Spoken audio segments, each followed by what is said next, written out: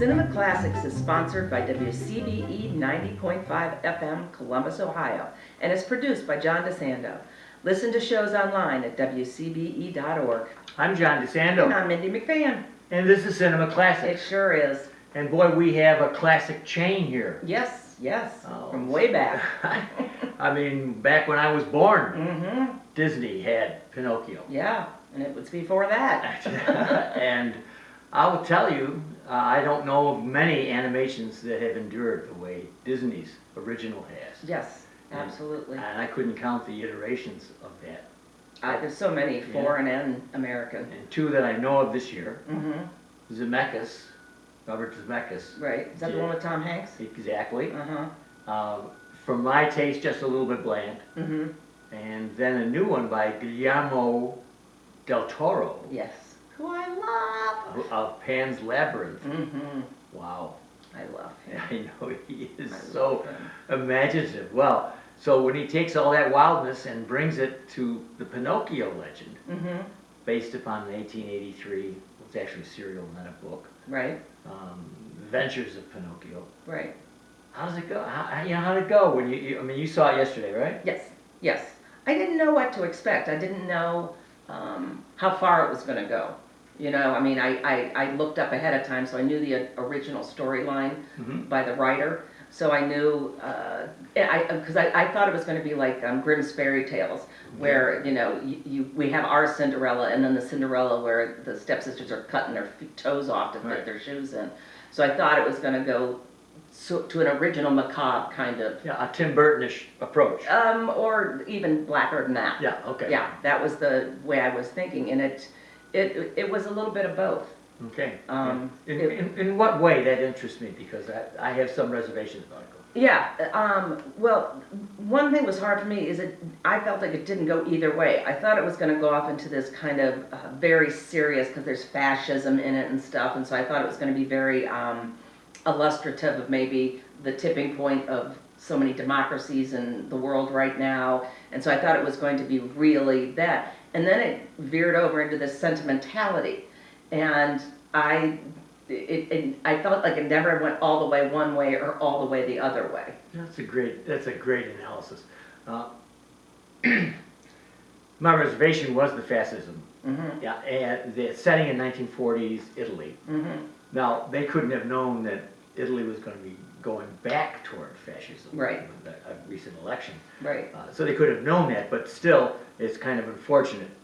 But I just, Mindy, and I agree about the sentimentality. This story almost begs of it. You've got this poor guy who lost his son, and then he creates this puppet to kind of take the place of that 10-year-old son that he had, and it's just going to reek of sentimentality. Right. Now, I like the fact that Del Toro also, as Zemeckis did, not as much as Zemeckis, but Del Toro did, emphasized the drunkenness. Mm-hmm. You know, the despair that he had that drove him to be a drunk. I thought that was very realistic.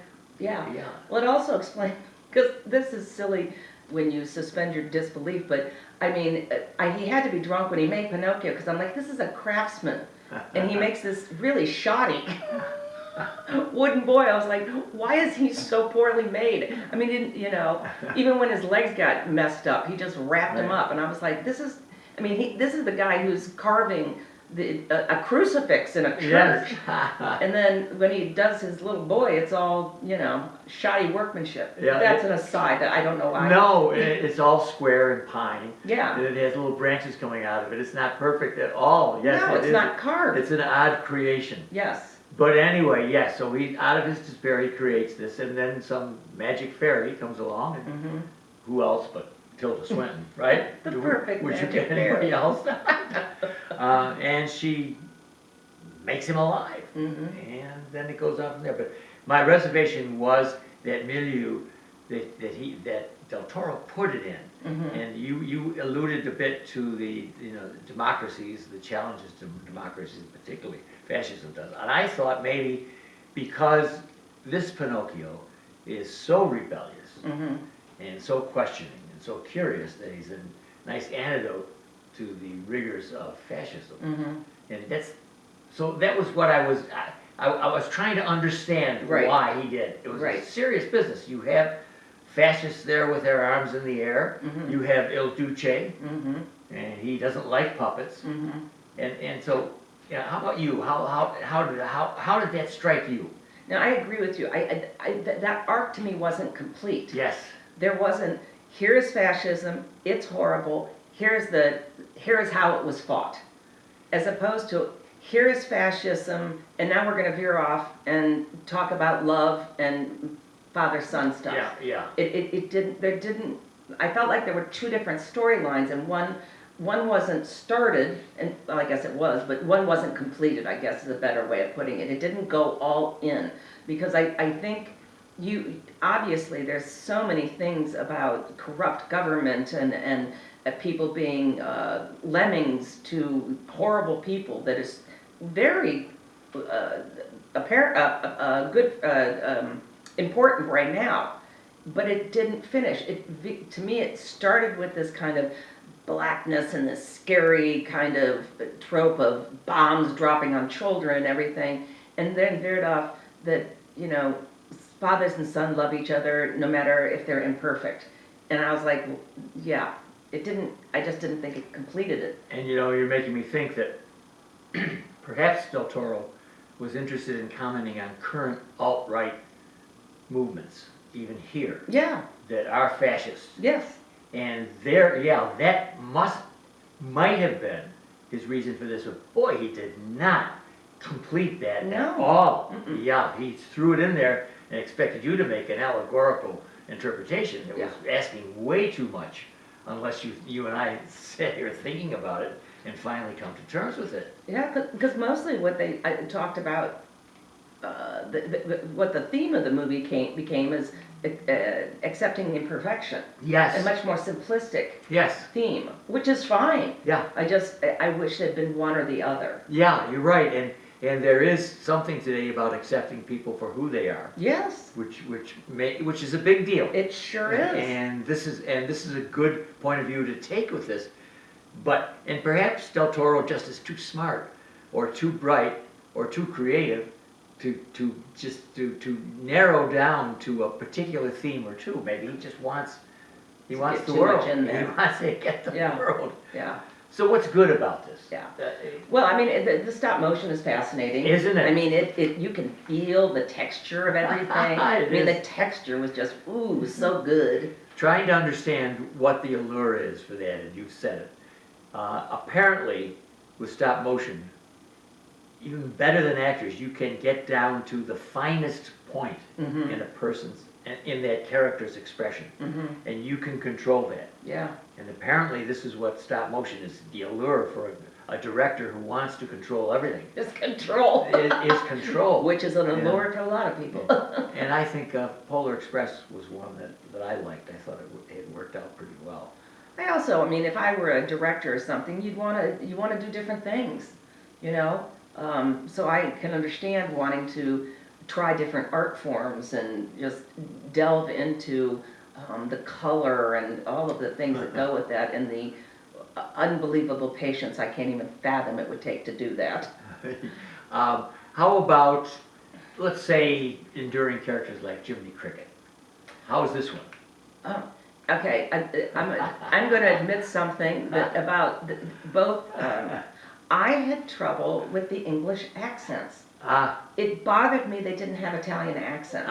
It distracted me. I had to talk myself through that. Yeah. But I wanted them all to have Italian accents. I wanted to feel the Italianness of it. Yeah, And the Italianness felt like it was an other. Like the town was Italian, but their family, their group wasn't. And I thought that was an odd choice. Yeah. And I have 2 points about that. The first one is usually I don't expect actors or even characters like this to speak in an accent if they can't do it well. Mhm. Right? So I don't. I agree. And it would be the same as a stage presentation. They don't have to imitate it. If they can't do it well, don't bother. Right. I got it. Right. And secondly, yeah, it is distracting, isn't it? Now there are plenty of actors who can have not even a discernible accent. Right. So I don't know why they didn't do that, make it neutral, if they're not gonna do the Italian. Well, because, I mean, if I define neutral by American. I know it. And I knew- presume Guillermo del Toro does not to define neutral that way. I knew you'd catch me on that one, yes. But it was, I agree with you, it doesn't usually bother me. Yeah, I think because it was animated, it bothered me because there wasn't the distraction of real people. So the voices become more important. yes. And that's why it distracted me, I think. But the stop motion was beautiful, and the music felt a little, felt pushed in too. Boy, I mean, get rid of it. I Yeah. didn't think it was memorable at No, all. nor did it add anything. I know, it did not. And they had these little ditties. Yeah. Planted there. I don't, why bother to call it a musical? That's not. Well, and it also added to that sentimentality, and, having, fascism and little lilting songs was odd. All right, Mindy Mcfann, now we're going to let our audience go over to our Double Take podcast. Gotta because get more. We are done here Yes. with cinema classes, but not without your giving your advice to the audience. Just go for the artistry of the stop motion. It is worth just the aesthetics of seeing that done. If you have any artistic impulses, it's worth seeing from that standpoint. And I love him.